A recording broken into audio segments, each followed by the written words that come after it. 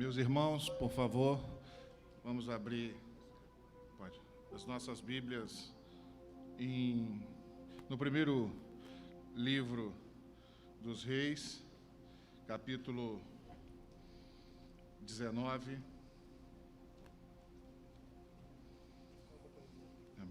Não, mas não é meu, não.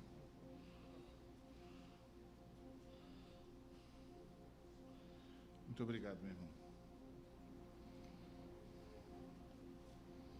Primeiro livro dos Reis, capítulo 19.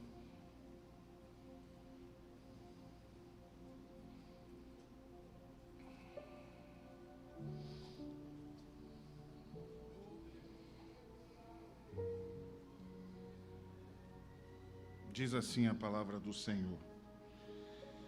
E Acabe fez saber a Jezabel tudo quanto Elias havia feito, e como totalmente matara todos os profetas à espada. Então Jezabel mandou um mensageiro a Elias a dizer-lhe: assim me façam os deuses. E outro tanto, se de certo amanhã, a essas horas, não puser eu a tua vida como a de um deles. O que vendo ele se levantou, e para escapar com vida, se foi e veio a Berseba, que é de Judá, e deixou ali o seu moço. E ele se foi ao deserto, caminho de um dia, e veio e se assentou debaixo de um zimbro, e pediu em seu ânimo a morte. E disse: já basta, ó Senhor, toma agora a minha vida, pois não sou melhor do que os meus pais. E deitou-se e dormiu debaixo de um zimbro. E eis que então o anjo o tocou e lhe disse: levanta-te, come. E olhou, e eis que à sua cabeceira estava um pão cozido sobre as brasas, e uma botija de água, e comeu e bebeu, e tornou a deitar-se. E o anjo do Senhor tornou-se pela segunda vez e o tocou e disse: levanta-te e come, porque muito comprido te será o caminho. Podeis assentar, em nome de Jesus. Glória a Deus. Louvado seja o nome do Senhor pela sua vida, meu irmão, pela sua coragem de estar aqui na casa do Senhor. Os dias são maus e nós compreendemos que você é forte e corajoso e não perdeu essa. Quem perdeu foi Satanás. Quero louvar a Deus pela vida da nossa pastora. Deus continue lhe abençoando, lhe agraciando com muitos anos de vida. Somos abençoados por tê-la por perto. O Senhor nos presenteou com a sua amizade. Somos felizes por estarmos debaixo do rebanho do nosso pastor. Eu quero louvar a Deus pela sua vida, pelo carinho, pelo convite aos demais pastores, ao nosso amigo, pastor Paulo. Louvamos a Deus por isso. Meus irmãos, esse acontecimento, nós precisamos retroceder um instante na história para compreendermos de uma maneira um pouco mais ampla o que estava acontecendo e o que Elias estava sofrendo, o que Elias estava passando. Aqui existiu um período da monarquia que durou 120 anos. 40 anos foi Saul, 40 anos Davi, 40 anos Salomão. E esse período se vai. Israel começa, então, a viver um dilema, conflitos internos, até que há uma divisão. Um servo de Salomão se levanta, Jeroboão I, e é proclamado, após a sua morte, é proclamado rei. E a partir dessa divisão nós temos o Reino do Sul, fica com Judá e Benjamim, e as outras 10 tribos como reino do norte. O reino do sul, o primeiro rei após a monarquia é Roboão, e no reino do norte, a capital agora é Samaria. Jeroboão I é o rei. Esse período dura 209 anos. Passam-se 19 reis no reino do norte. 8 dinastias, mas todos tinham algo em comum. Todos fizeram o que era mal perante o Senhor. O povo teve 19 oportunidades de ter um rei segundo o coração de Deus, mas isso não aconteceu. O livro que conta a história dos reis fala de um rei chamado Acabe. A sua história se confunde quando Deus levanta um homem chamado Elias. Elias significa Jeová é Deus, seu nome é profético. Elias surge num cenário de idolatria, de paganismo. Acabe, quando você lê a história de Acabe, alguns capítulos anteriores, o nome do seu pai era Onri, e até o seu pai, a Bíblia diz que o seu pai foi o pior rei. Quando Acabe assume, ele herda, e Deus fala que o pior rei passa a ser Acabe. Acabe era um homem duro de coração. Se não bastasse toda a dureza de coração de Acabe, toda sua idolatria, ele casa-se com uma feiticeira chamada Jezabel. Uma mulher idólatra, feiticeira, perigosa, mandona, assassina. E ele se associa a essa mulher.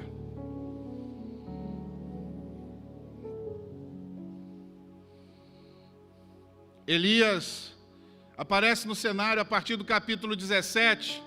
Parece que ele surge do nada. Quando procuramos os registros da história de Elias, não encontramos. A Bíblia diz que ele é tesbita, de Gileade. Não está falando da sua genealogia, da sua família. Está falando da região que ele vinha.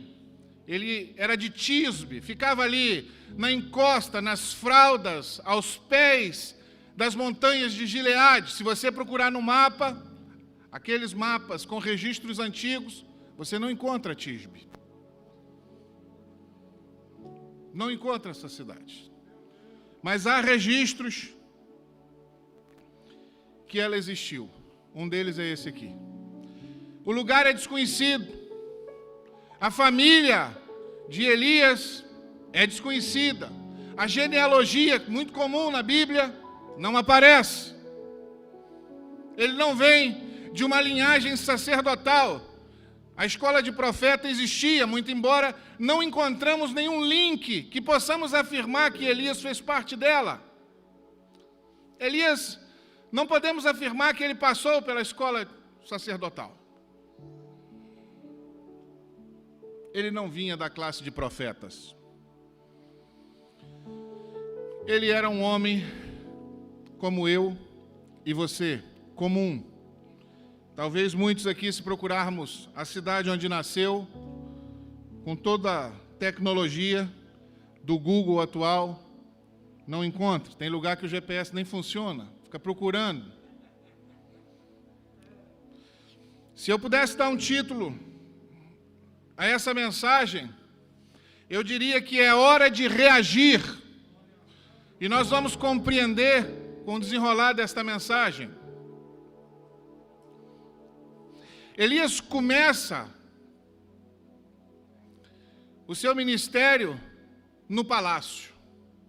Quando ele aparece, ele já está no palácio falando para Acabe, pregando para o rei. Talvez eu e você Vamos viver a vida inteira e nunca iremos pregar no palácio nem pregar para o rei. Ele já começou pregando no palácio. Ele já começou pregando para o rei, profetizando para o rei. Interessante é que quando lemos os registros das profecias feitas por Elias, ele diz que é segundo a minha palavra. Ele sai do convencional. Não é Deus que mandou. Não foi Deus quem mandou. É segundo a minha palavra. Baal era um deus adorado pelo povo naquela época. Baal era conhecido por ser o padroeiro da prosperidade. Quando tentamos encontrar uma resposta, e eu confesso aos irmãos que eu procurei muito pela resposta do porquê, de conseguir entender por que Elias dá esta declaração. Por que é segundo a minha palavra? E eu procuro no texto, eu li o texto, eu reli o texto, eu procurei auxílio do texto. Eu não encontrei a resposta.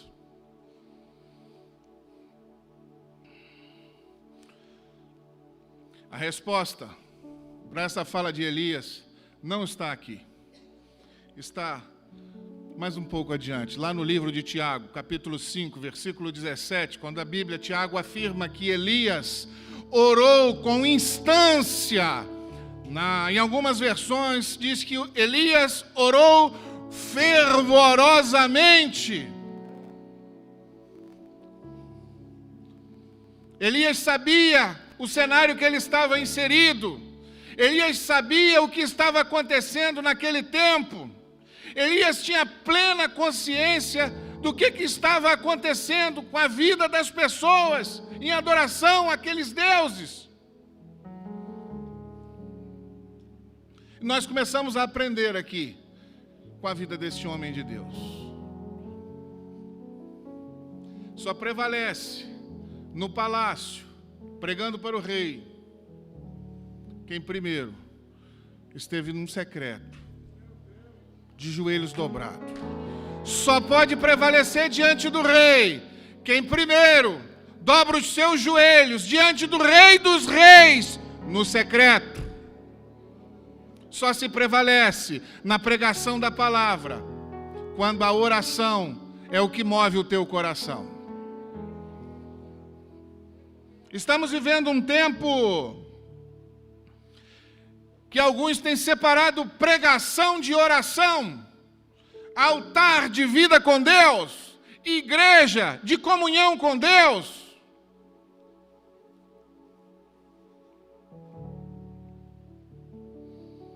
Muitas pessoas, nos nossos dias, são gigantes no saber, mas são nanicos na oração. Muitas pessoas têm muita luz na cabeça, muita ideia, mas pouco fogo no coração. Tem movido? O que tem te movido? Como têm sido os seus dias diante de tantas notícias que nos abalam? Qual tem sido a sua reação? O povo hoje sabe-se muito a respeito de Deus, mas poucas experiências com Deus. A prioridade não tem sido ter experiência com Deus, relacionar-se com Deus, ter intimidade com Deus no secreto. Estar em público, todos querem. Mas estar em comunhão, lá onde Ele vê a tua dor, lá onde Ele conhece as suas lágrimas, o batimento do seu coração, é lá onde tudo começa. E Tiago responde essa pergunta. Tiago conhecia, foi inspirado por Deus para escrever que Elias conhecia a realidade daquele povo e mantinha-se de joelho dobrado, porque só ora com instância e fervorosamente quem tem intimidade com Deus. Quando o nosso pastor ministra a bênção sobre a igreja e fala 5 minutos em outro idioma, ele não começou aqui, há uma intimidade lá no quarto. Isso começa lá na casa dele.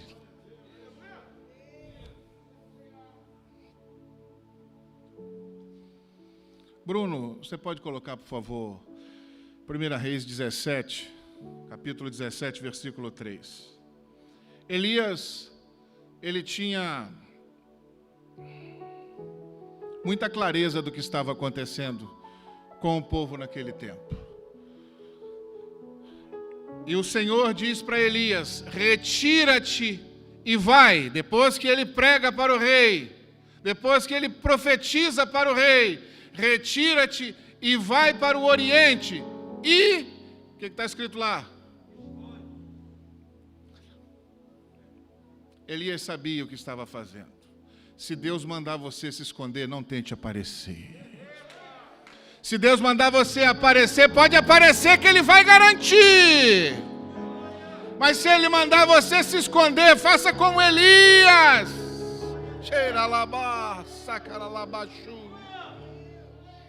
É Ele quem garante, meu irmão. Esconde-te junto ao ribeiro de Querite, que está diante do Jordão. É Ele quem te garante. Obedeça.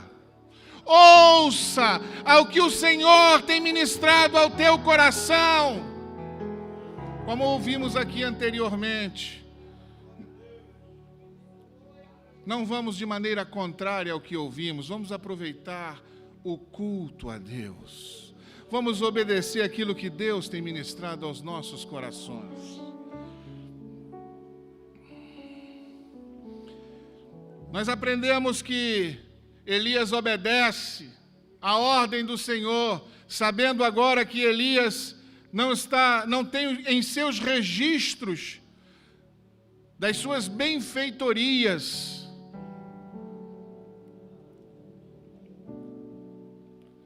a sua família, o seu grau de parentesco, o seu sobrenome.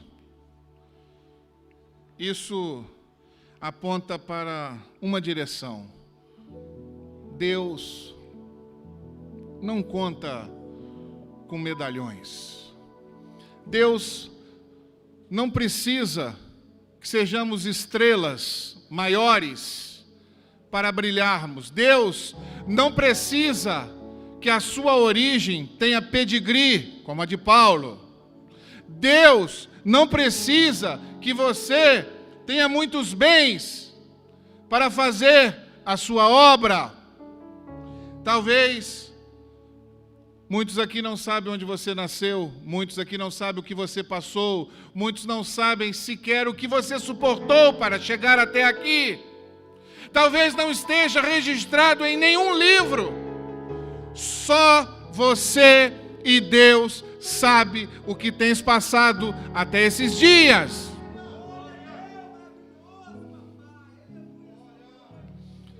Estrela só brilha quando não tem sol. Jesus é o sol da justiça. Quando Ele não está, a estrela brilha, mas quando Ele está, não tem espaço. Não tem espaço. A igreja dos nossos dias vive um pecado da tietagem evangélica. Vive dando muitas honras a quem tem caráter duvidoso. Dando muita importância para coisas de pouca importância e pouca importância para aquilo que tem muita importância. Uma inversão total de valores parece pairar sobre a mente dos brasileiros. Isaías 42 diz que eu sou Yahvé, o Senhor, este é o meu nome, não dividirei a minha glória a nenhum outro ser, tampouco entregarei o meu louvor às imagens esculpidas. Deus não divide a sua glória com ninguém, não importa a sua origem, não importa o sobrenome, não importa o saldo da sua conta, não importa a função que você exerce no seu trabalho. Isso é importante para o homem, para Deus não é. O homem dá muito valor ao sobrenome. A igreja está suscetível a isso. E não é de hoje. A igreja de Corinto passou por isso. Eu sou de Apolo? Não. eu sou de Paulo. Não, eu sou de Cefas. Eu sou de Cristo. Alguns dizem, sou calvinista. Esse é o nosso tempo. Mas Paulo responde, em Coríntios 4, ele diz, porque me parece que Deus nos colocou a nós, os apóstolos, em último lugar, como condenados à morte.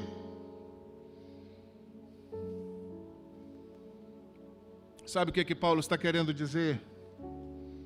Quando ele usa a palavra ministro aqui em Coríntios, se você der uma pesquisada, tiver acesso aos originais para compreender o que Paulo está dizendo, você vai descobrir que existem 3 palavras para esta palavra servo aqui que Paulo utiliza.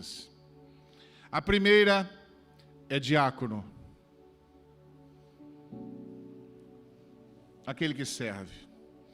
A segunda é doulos. É o que é escravo. Aquele que é escravo. E a terceira é rupereta, ou ruiperete, como preferir. Este é aquele escravo condenado à morte.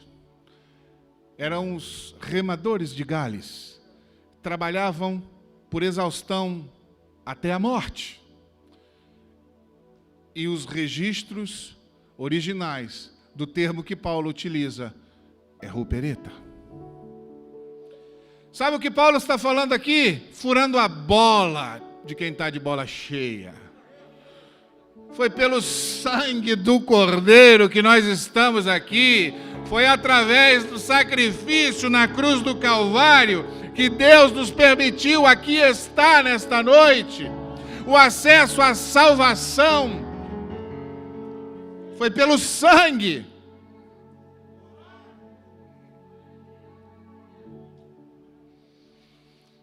Três anos e meio se passam.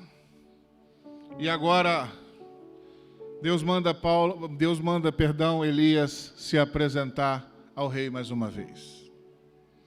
Então, Elias entende que agora é hora de aparecer, porque Deus vai garantir. Elias então é chamado por Deus e ele vai lá e ele propõe um desafio de fogo no Monte Carmelo. E eles acham razoável. Convoque então aí os seus profetas de Baal, 450, e os 400 profetas de Aserá, são os deuses daquele povo, e eles acham isso bom. E lá eles estão. Eu vou enxugar, para a gente ganhar tempo. Elias diz assim, vamos oferecer o sacrifício. Eles então oferecem o sacrifício e ele fala, vocês vão primeiro. Para não ter do que reclamar, vão em primeiro. E eles clamam, e o texto diz que até meio-dia eles clamaram. Irmãos, eu já estive lá. E eu sei que os demônios aqui estavam manietados, eles estavam amarrados, porque se eles pudessem, eles iam fazer um show de pirotecnia no Monte Carmelo. Eles sabiam que não podiam, porque Deus não permitira. E Elias percebe que não está acontecendo nada. E ele sabe que Deus então é com ele. Então, quando dá meio-dia, ele arruma o altar. Ele repara o altar. Ele coloca mais água. E ele leva a sua voz aos céus e clama ao Senhor dos exércitos. E o Senhor, a Bíblia diz que responde com fogo, e o fogo lambe até a penha, a água que havia sido colocada naquele lugar, diante dos olhos de todos aqueles profetas que ali estavam, diante do rei que presenciou isso.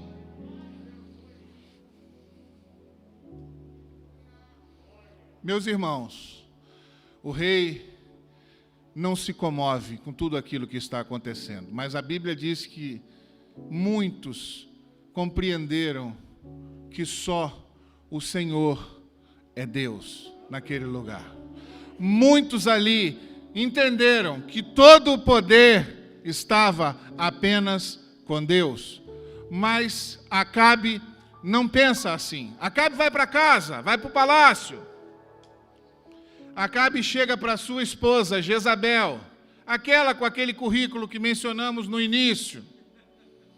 Acabe tinha muitas coisas para falar, o que vira naquele momento, naquele dia. Ele podia dizer: Jezabel, hoje nós não vamos mais servir a Baal, não vamos mais servir a Aserá, porque nós clamamos e eles não nos atenderam. Os profetas fizeram os rituais de se cortar, derramou-se sangue dos profetas, mas eles não responderam. Muitas coisas boas aconteceram no Monte Carmelo naquele dia, mas Acabe escolheu por sua motivação maligna falar contra o profeta. Muitos hoje vivem a síndrome do rei Acabe. Só enxerga defeito, tudo está errado, nada está bom, tudo vai dar errado. Muitas coisas boas acontecendo. O presbítero Marcos, em sua oração aqui, começou a agradecer a Deus, porque nós temos muitos motivos para agradecer a Deus, mas muitos só enxergam os defeitos. A sua motivação é ver os defeitos, é apontar os defeitos como Acabe. Quantas coisas boas ele poderia dizer a Jezabel.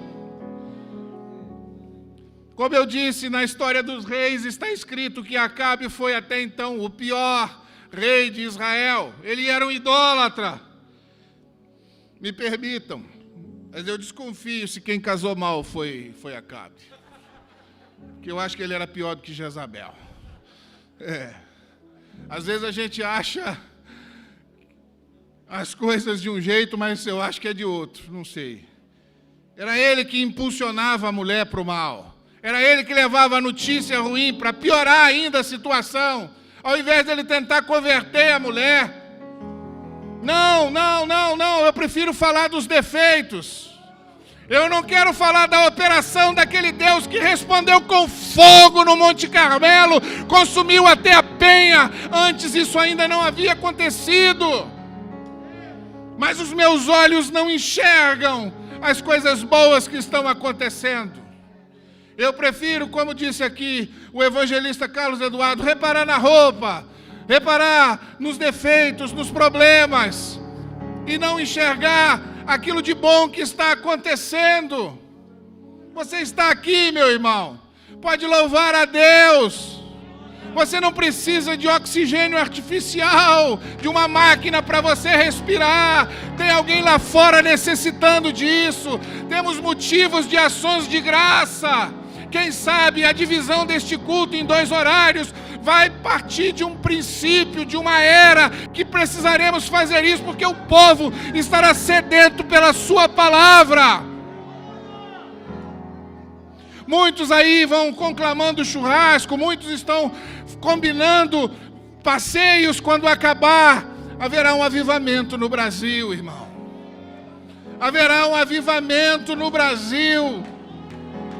A partir desses acontecimentos, as pessoas estão se despertando, é hora de reagir. Aleluia, Jesus. Jezabel, com todo o poderio à sua disposição, com carruagens à sua disposição, com soldados à sua disposição, ela manda mensageiros. E ela manda uma mensagem para Elias. Por que ela não foi lá? Por que ela não bateu na porta de Elias para dizer o que lemos aqui? Eu vou acabar com a tua vida. Sabe por causa de que ela não fez isso? Porque havia uma unção sobre a vida de Elias. E é por isso que as pessoas utilizam-se de mensagens para mandar recadinho para você. Porque tem que respeitar a unção que há sobre a tua vida. E não pode falar diante da sua presença. Oh, glória! Glória! Tem que respeitar que há uma unção de Deus sobre a tua vida, meu irmão. É por isso que utilizam-se de mensagens. Porque quando Deus está conosco, o diabo não pode nos tocar.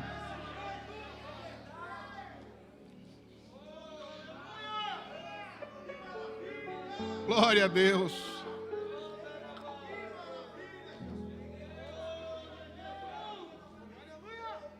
Elias ouve a mensagem e cria um cenário dentro da sua cabeça. Elias começa a projetar o futuro. Elias começa a imaginar o que vai acontecer com ele. E quando permitimos que esses pensamentos, em virtude daquelas mensagens malignas que falam a nosso respeito, indiretas que mandam para nós permitimos que isso adentre o nosso coração, permeie a nossa mente, nós começamos a criar cenários futuros trágicos. Foi isso que aconteceu com Elias. Ele cria aquele cenário e ele começa então agora a ter medo, a ter pavor. E ele percebe que é necessário sair, mas ele saiu e Deus não mandou ele sair. Ele esquece que ele precisava ouvir a direção de Deus. E ele é tomado pelo pavor, a sua mente parece agora estar cauterizada com as cenas dos capítulos seguintes da sua vida. O que aquela mulher seria capaz de promover na vida de Elias, em virtude de uma mensagem que foi colocada num veículo de comunicação a teu respeito. E nós criamos cenários, factoides, que talvez jamais acontecerão, por conta de uma mensagem enviada do diabo. Elias parte para Berseba. Elias, a Bíblia diz que ele parte para o deserto e ele para em Berseba e fala para o seu moço assim: fica aqui que eu vou continuar. Esse moço aqui era discípulo de Elias, irmão. E esse aqui é um dos sintomas de quem está permitindo que o cenário desse mundo crie cenas dos próximos capítulos da nossa história que jamais acontecerão e começa a desistir daqueles que acreditam na gente, começa a desistir de pessoas. Não é hora de desistir das pessoas, não é hora de desistir daqueles que acreditam em você. Oh, glória!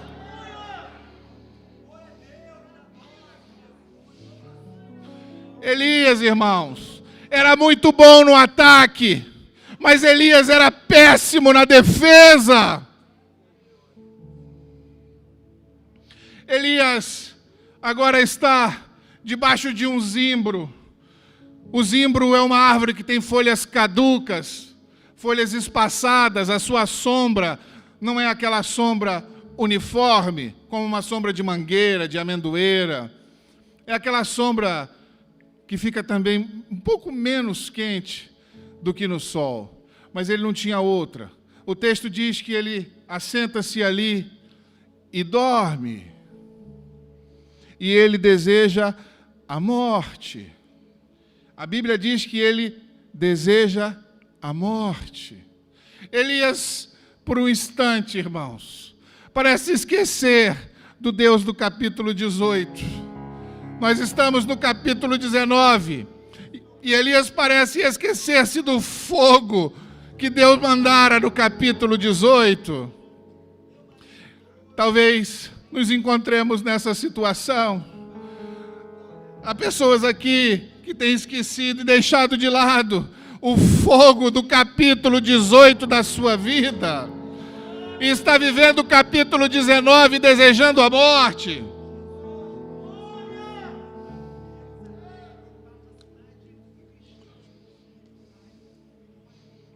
Elias parece não se lembrar mais que para o cristão a melhor defesa é o ataque. Para o cristão, a melhor defesa é o ataque. É na oração que se vence as provações, é na oração que se vence aquelas mensagens do diabo endereçadas a nosso respeito. É hora de reagir, mas ele parece que não quer reagir e ele dorme. E a Bíblia diz que o anjo o acorda.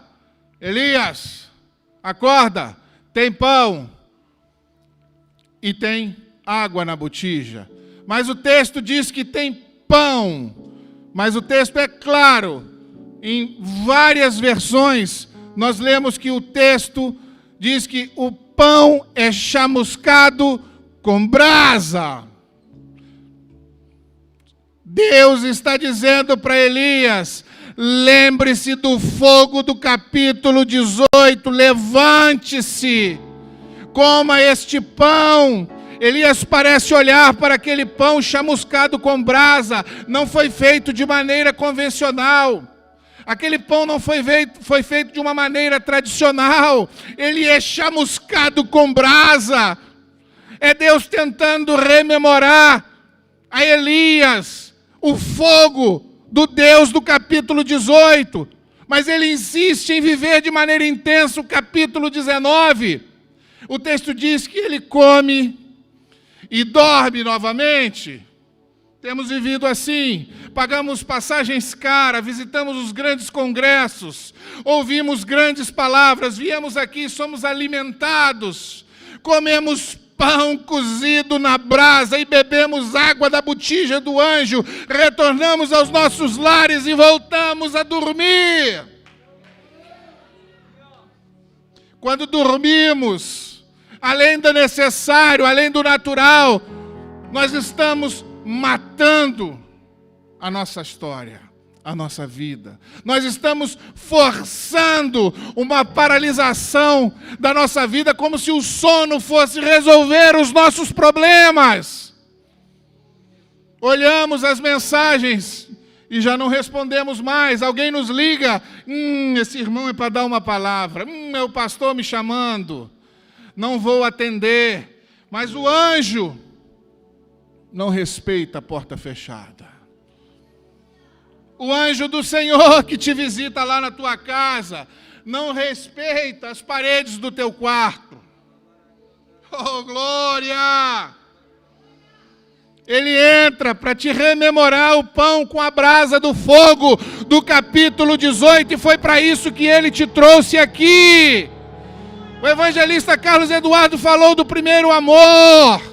Há pessoas que precisam voltar ao fogo do primeiro amor. Eu me recuso a aceitar um crente forjado no fogo do capítulo 18, um crente nascido no fogo, manter-se na geladeira, no freezer,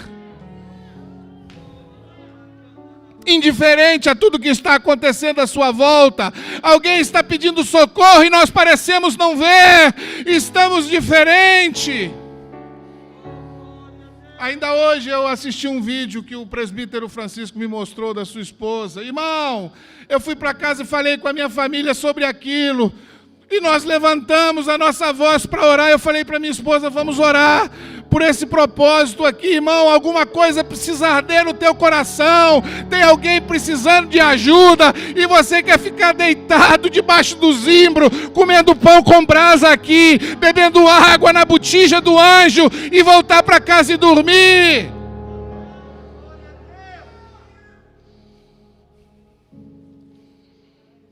O tempo já acabou? Tá. Irmãos, perceba-se que Elias vive um dilema. Nós já vamos terminar. Elias parece não reagir. Alguns teólogos dizem que Elias levanta para caminhar e dizem, mas ele encontrou tâmaras no caminho, ele encontrou água de coco. Fique com a sua exegese para lá. O texto diz que foi na força daquela comida, irmãos. Foi na força daquela comida que ele caminhou 40 dias. Talvez quem duvide disso é porque nunca comeu pão chamuscado na brasa do capítulo 18 e nunca bebeu água na botija do anjo. Porque quando assim somos, Deus nos permite andar 40, 80, 120. É a comida que recebemos aqui, irmãos. É pão chamuscado com brasa.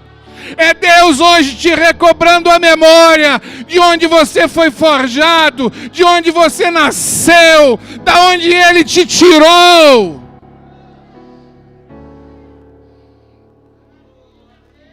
Elias caminha e ao chegar, ele adentra numa caverna. Novamente se esconde. O anjo aparece. O Senhor aparece. Interessante que quando eles dialogam, Deus diz para ele assim: o que fazes aqui dentro? Sabe o que isso significa? Que só Deus estava com ele dentro daquela caverna. Deus estava com ele no lugar de morte, onde ele desejava a morte. Nem o teu pai, nem o teu marido, nem a tua mulher, nem o teu filho vai entrar no teu lugar de morte. Só Deus nos visita no nosso lugar de morte. É aqui dentro. Deus não pergunta para ele o que fazes aí dentro. Deus pergunta o que fazes aqui dentro. Deus está contigo diante desse vento soprando contrário. Você está achando que está sozinho, mas Ele está aí dentro com você. Abra a sua guarda, não faça como Elias, tentou dar uma carteirada. Elias começou a querer dar uma carteirada no Senhor. E Deus falou para ele: não. Para você falar, saia. Não fique dentro da caverna mandando um textão para quem está fora da caverna fazendo alguma coisa, irmão. Não fique dentro da caverna querendo consertar quem está fora da caverna. Saia da caverna para falar com Deus. Ninguém vive dentro da caverna, irmão.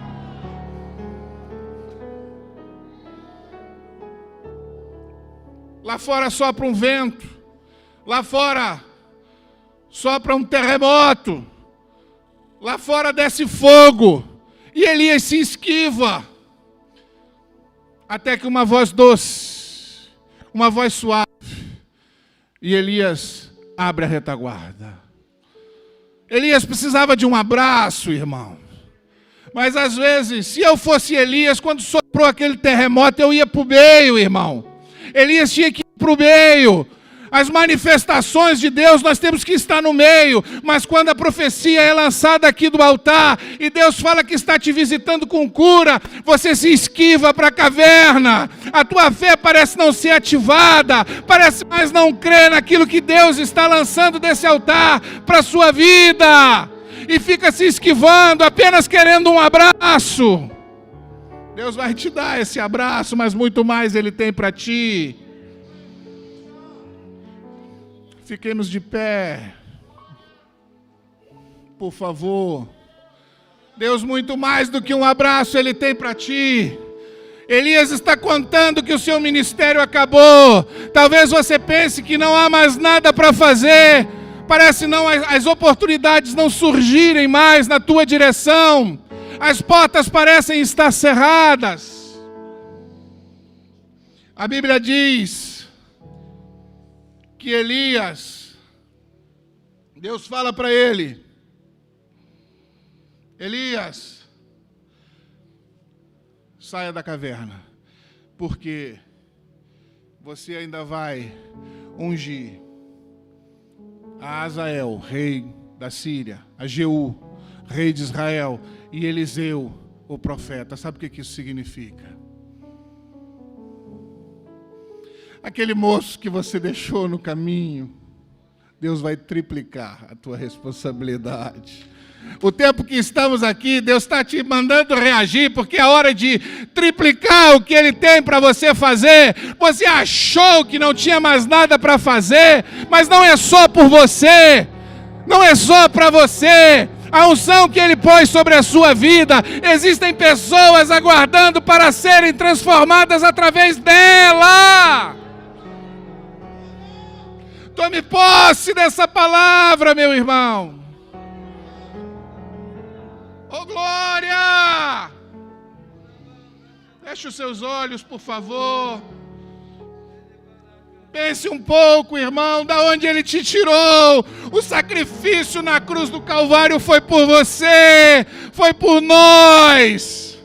Você foi forjado no fogo, com fogo. Você veio aqui hoje para comer pão chamuscado na brasa e beber água na botija do anjo.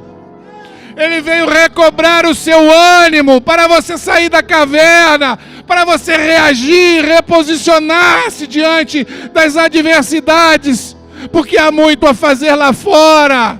Não deixe mais o moço pelo caminho. Oh, xeralabás, sacaralabás, oralabás. Irmão, a presença de Deus nesse lugar.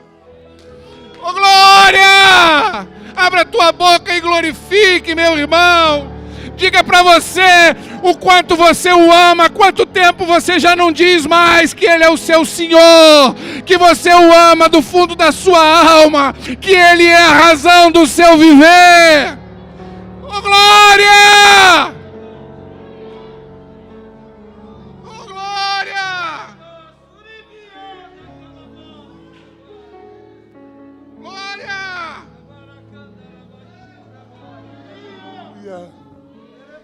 Aleluia. Teu povo está diante do Senhor. Tu contempla o coração de cada um. Após ter ouvido esta palavra, existem muitos que estão precisando de um abraço teu para reagir diante de tantas afrontas, diante de tanta descredibilidade, diante de tantos acontecimentos. Senhor, dê um abraço no céu nesta vida. Lamacho e ergastéria, porque longa ainda é a caminhada. Não é tempo de parar, não é tempo de desistir, é tempo de reagir. Age na vida dos teus filhos, guerreia as nossas guerras. Vence por nós aquilo que nos é difícil, aquilo que nos é impossível. Tu és o Senhor, Tu estás no controle de tudo. Oramos abençoando o Teu povo, em nome de Jesus. Amém. E a vitória pelo sangue. Sentai-vos, por favor. Quantos são gratos a Deus por essa palavra? Diga amém. Meus irmãos, você já pensou que o que Deus está nos proporcionando? Diante de tanta crise que o mundo atravessa, Deus nos coloca diante dele para nos alimentarmos. Quem diria, o Lins, deve ter 2 cultos no domingo, 2 mensagens, presença do Senhor verdadeira, um público como este, tanto o primeiro público como o segundo. Deus tem feito coisas maravilhosas. Quantos agradecem a Deus pela vida do irmão André? Irmã Fran, tem valido a pena a sua oração. Irmã Rosiane, aí, ó. Eu me alegro muito o que Deus tem feito na Adelphi. Deus tem suscitado profetas aqui. Deus tem levantado homens e mulheres de Deus afiados na palavra para conversar com o povo. E continuemos, porque longa é a caminhada. A pandemia vai passar. Tudo que tem começo tem fim. E Jeová é que guerreia por nós. Amém? Glória a Deus. Aplaudir ao Senhor. Aleluia. Vamos semear no reino de Deus? Vamos lá? Quem vai tocar vai ser os músicos aqui, vai tocar um solo aí. Roger, os garotos aí vão tocar. Vai ser um musical aí, não sei qual. Vocês vão tocar aí junto com o Brian. não é? E nós vamos estar servindo ao Senhor com dízimos e ofertas. Depois estaremos a ceia, a segunda ceia. Pastor, eu participei da primeira, posso participar do segundo? Pode, irmão. Não é pecado não participar 2 vezes. Não é? De jeito nenhum. Vai ter um tempo que a gente vai participar aqui na terra e no céu. Aleluia. Então fique tranquilo. Então nós vamos ouvir. E no momento, na ministração da ceia, pastor Paulo, pastor Márcio vai fazer. O pastor Paulo e o pastor Wallace, vocês vão ministrar a ceia. Tá? Ceia relâmpago, viu? Já são 10 para 9. Tá? Quem vai participar no elemento pão vai ser o presbítero Diego. No elemento